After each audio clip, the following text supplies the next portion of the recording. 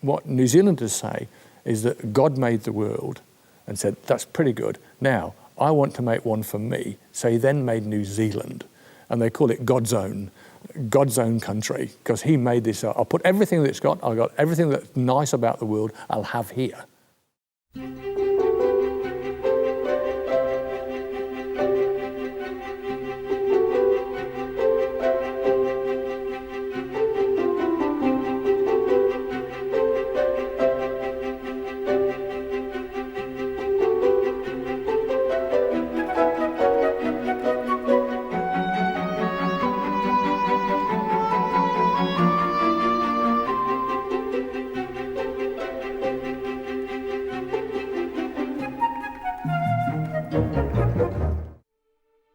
Just the sheer variety of scenic beauty. It's just, you have the whole of America sort of crammed into this one, or these two relatively small islands. So you have, in terms of the natural vistas, so you don't have the best of every vista around the world, but you have a little taste of everything, and so it's a nice place to really experience what it is to travel the world on a natural context.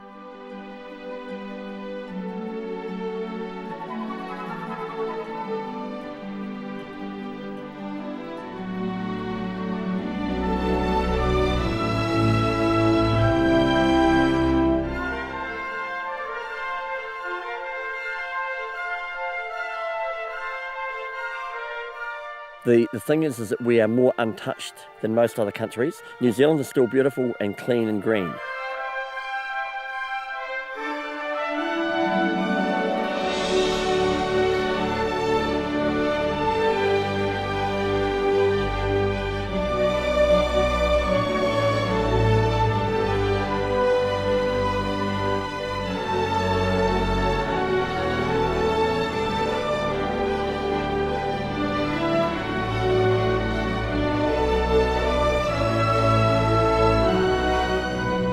It's safe. There's no snakes. There's no dangers that you can really. It is like a kind of shire, really, because you don't have those things at the back of the mind that you have to really worry about. You can just go and have a really nice holiday, be inspired by incredible beauty, great people, nice culture, and be all the better for it. So it's an easy place to travel. I mean, it's an amazing geography. I mean, it's a long, thin country, a lot of coastline, there's a lot of open space, but there's only 4.5 million people living here. And so it's the same size as UK, and they've got 60 million people. So if we had 60 million people living here, I mean, it just wouldn't be the same place. I mean, I can go to beaches where I know that hardly anyone ever walks on them, and it's just, you just can't find that in the rest of the world. So we're incredibly lucky to have that here. So I think it's the ability to do those things in the outdoors that's one of the reasons that I stay.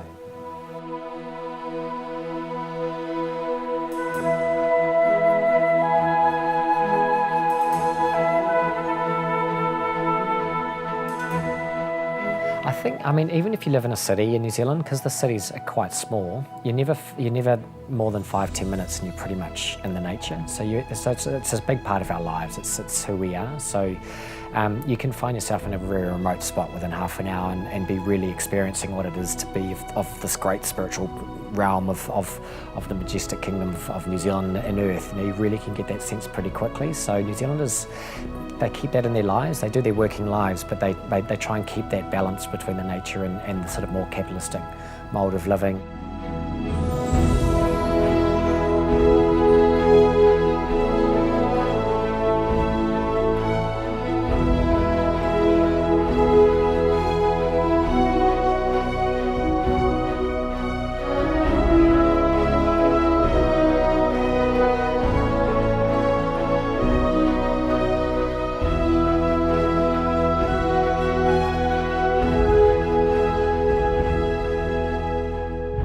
And it's so easy to get to. I mean, you don't need a lot of money. You can have a pack and just drive your car to the side of the road and just go into the hills. You can have a little aluminium fishing dinghy and drive down to the boat ramp and go out. So it's not, I think in some countries it's just so hard for some people to do those things. Here, it's actually accessible to everybody. I think that's what makes it pretty special as well.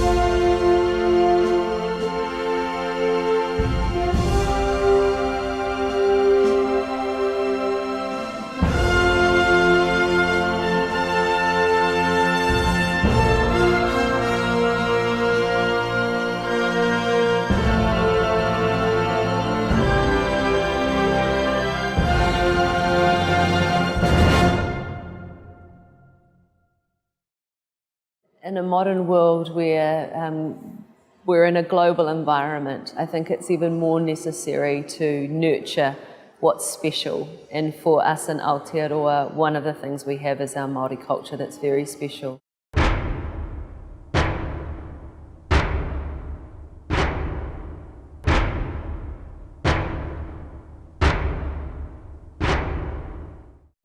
Maori is like life force, and it emanates from all things. We are the Maori, and the Maori is us. We are that life force, and that life force is us.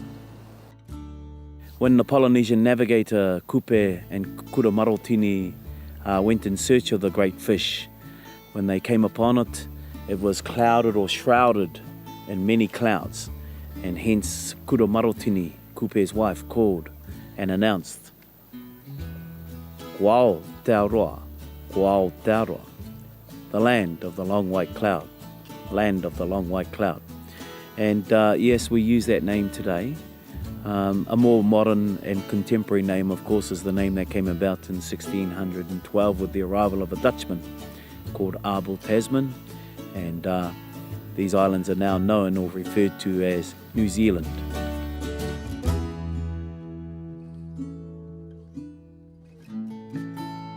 We have a strong sense of family. We have a strong sense of community. And I think that is what has enabled us to maintain a hold of our traditions, our customs, our values and our principles. You know, it's a bit like the waka. As a group of people, as a group of paddlers sitting on one canoe, for you to achieve reaching your goal, you have to work together. If you have the canoe with many paddlers and everybody decides they want to paddle the canoe in their own way, your canoe goes nowhere. It's the same as any community universally. I think we as humans have learnt that sometimes cooperation achieves far more than individualism. Huh?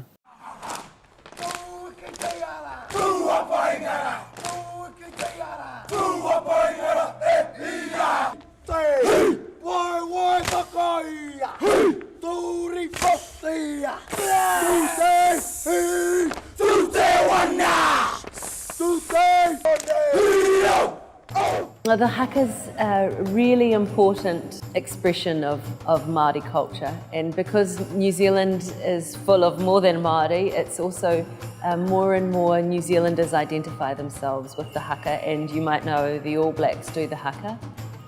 With the protruding of the tongue, when you do that, you're kind of pushing out a ihi or a breath, which is all about life force and expelling your life force and knowing that there are other forces around us. Yes, it looks aggressive and it's supposed to be. Some hakas are dances that you do before you go to war.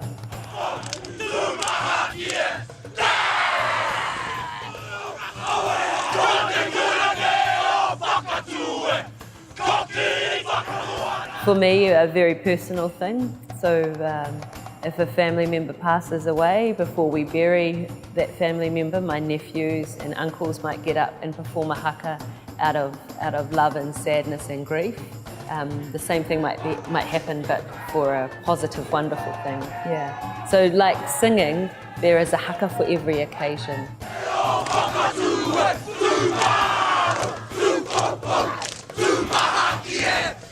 It's quite special when you see that it might be a group of little boys, you know, they're young and they've been trained to look like Māori warriors or whatever, and then when they pull that off, it's a very powerful statement on the spirit of the culture. It is really important that we respect what it means to do a haka, a very important and righteous thing to do. Yeah, if you know how to do it right. we're a strong nation, but we're also very peaceful, and we're very aware of our nature and very in love with the way that the opportunity that life gives to us, and very respectful of that, of the guardianship of the land and our place and role in it. So it's kind of quite a humble sort of way of expressing that, and most of the European cultures tend to embrace that, so that's really cool. Also, the Māori are very quick to adapt to the European systems, so they're sort of onto it, savvy enough to learn what needs to be learned, so then they could go and influence those systems and work their culture within it. So that's been a part of the battle in itself, of getting that culture noticed. But I think at the end of the day, most of the race relations is resolved in the bedrooms of the nation. That's pretty much the way it is, and that's what it comes down to. I am constantly reminded daily of my culture, of our customs, of our traditions, of our values and our principles. People will walk through our cities and see these carvings and these buildings, these strange signposts that point to another presence here in these islands. And those are reminders to me and my people, in that despite what has happened and taken place in these islands over the last 300 years, I am gently reminded that our culture, our heritage, remains anchored, steadfast, here in my home.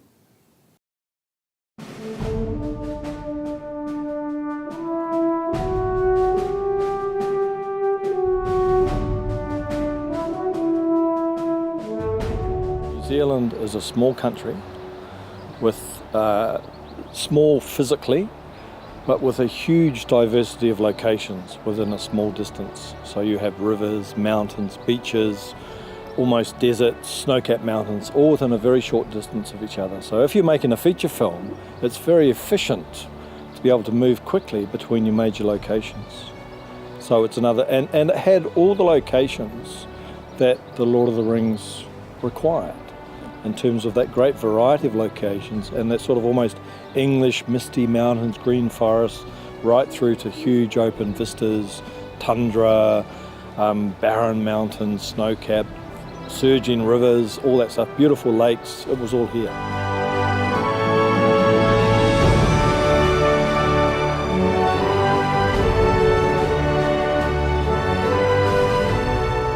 New Zealand has always been attractive to offshore production houses, studios, film companies making feature films because of the beautiful outdoor locations. So it lends itself to adventure type films particularly, or these fantasy films like Lord of the Rings, the Narnia movies. Avatar was another one that was shot here. Even though most of Avatar was created within computers, those computers that created 95% of Avatar were based in New Zealand. We were doing the pickups for Fellowship at the Ring, and he'd been on a junket.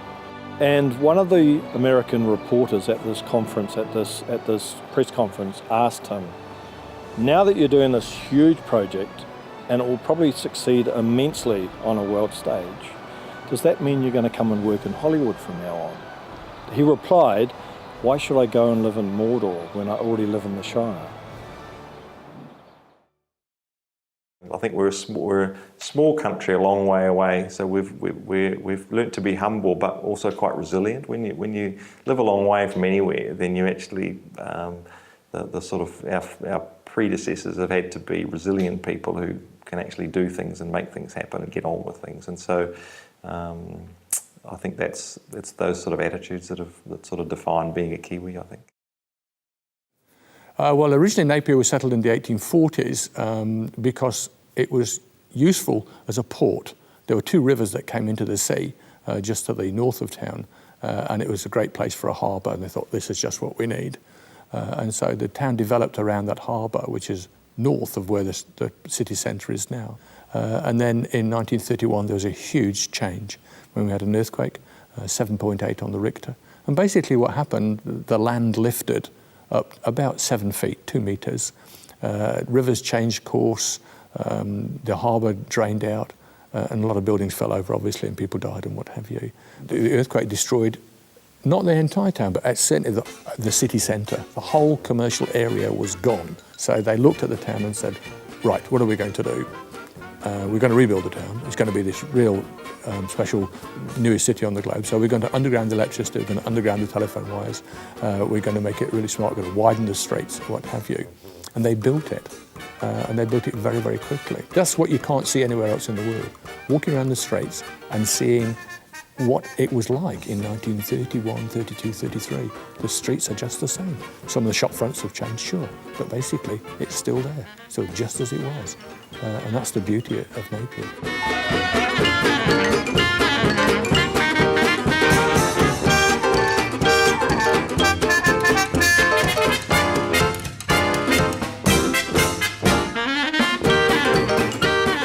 One of the reasons that they got that really modern look at the time, they had no architects. So they went to the University of Auckland architecture school and said to the graduating class, who wants to build a town? And so most of the design was done by young men straight from university. And they wanted to build, of course, in the most modern style. That's what we've got.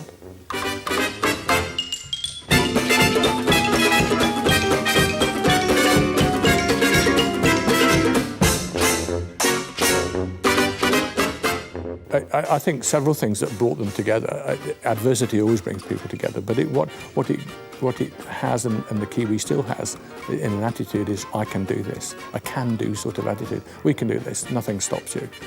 And it was that can-do, and a tremendous optimism in that they could build a new town after the horror of the first one. It disappeared, lost a lot of people, but we're going to rebuild. And we're not just going to build anything. We're going to build the newest city on the globe. We are going to build something special. We're going to build something because that's what we want, and we can do that. And it's that attitude, I think, that still keeps the Kiwi going. They believe, I'm English, and I've been here 30 years, so I'm almost a Kiwi. I've almost got those attitudes, but the Kiwi attitude is anything's possible. We can do this, and it doesn't matter if you haven't got the wherewithal or the right pieces of equipment, you can still do it.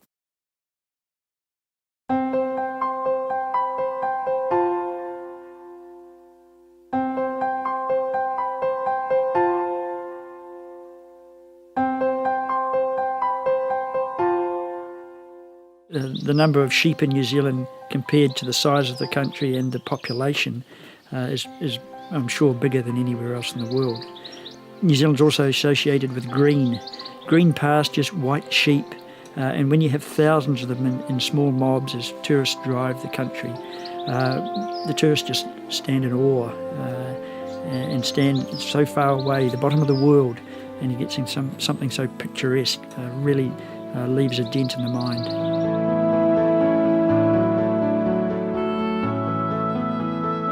The history of the farm began in 1840 when my great-great-grandparents arrived with the first settlers to Akaroa. Their wish was to become farmers, and they found this wonderful settlement where we are now, and my son will be the 7th generation on the farm.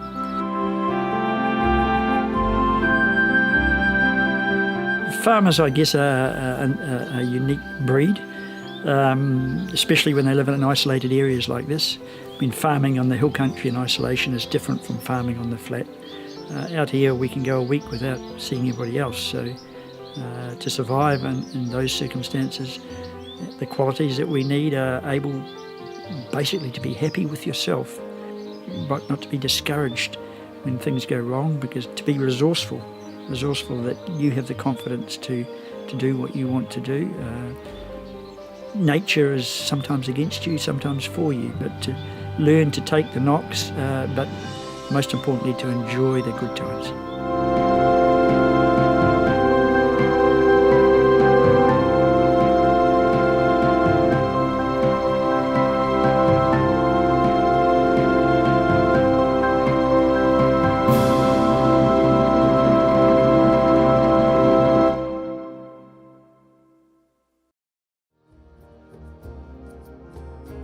There's a sense, you've got this incredible mountains and this idea of, you want to kind of surge for great goals and achieve great heights. So you're inspired by all those kind of scenic areas as well, Mount Cook or Milford, or the areas where it's so extreme incredible nature, and you also want to play up to that kind of beauty as well. So it makes New Zealanders very adventurous and daring, and they'll get out there and they want to achieve their dreams and get out there, and they're quite willing to go out there very naked, completely without much support. They'll just go out there and have that sense of naive, I can just do it anyway. So the nature gives us that confidence, which I think it gives everyone in that sense, which is really, really a powerful thing. It's just fortunate that we haven't ruined it or overcome it in that sense at this stage. It's still left its pristine since the time we've been here, and there's a very strong movement within the country to make sure that still happens. So yeah, so you can still have access to the really pureness of nature, which I think is what it's all about, and to have access to that. We're not too caught up in the way of making money to the detriment of that type of that benefit. So yeah, that all calculates into the whole character of New Zealanders, and from there, yeah, we're just privileged, and we're lucky, and I think most New Zealanders know that and try to capitalise on it as much as they can, seize the opportunity to get out there while we can. So yeah, it's a great place to come and see.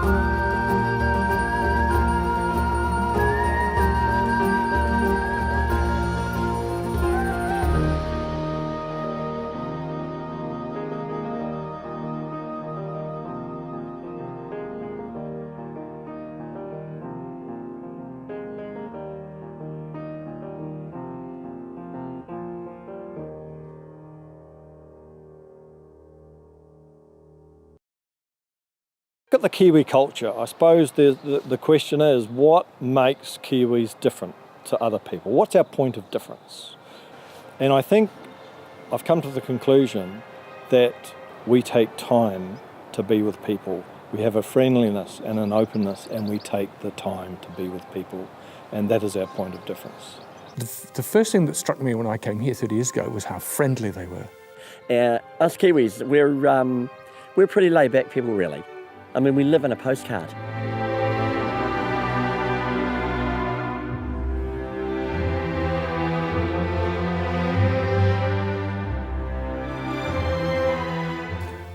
Again, it's that we can do this attitude, and that there's no restraint. The man who split the atom, Rutherford, was born in Nelson. Okay, he was a New Zealander. The first man on Everest was a New Zealander. They just think, yeah, we can do this. I mean, he's a beekeeper. Edmund Hillary was a beekeeper. That was his job. It's that sort of attitude. We can do this, yeah, okay, let's get it together and do it. Fabulous community spirit. I think it's that resourcefulness that is inbred in us all, that we don't give up.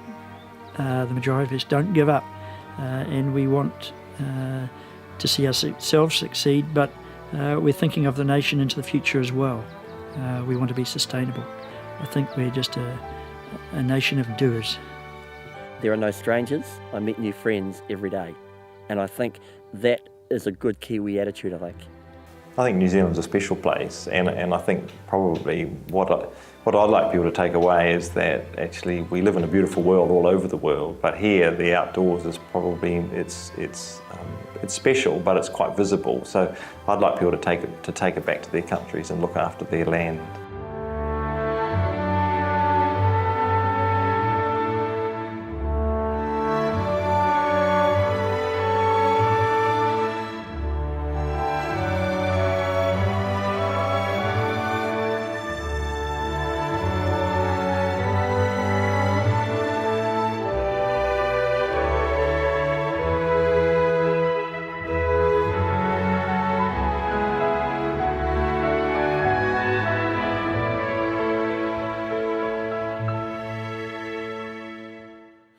A wise person once said to me that if you tell me about it, I'll forget it.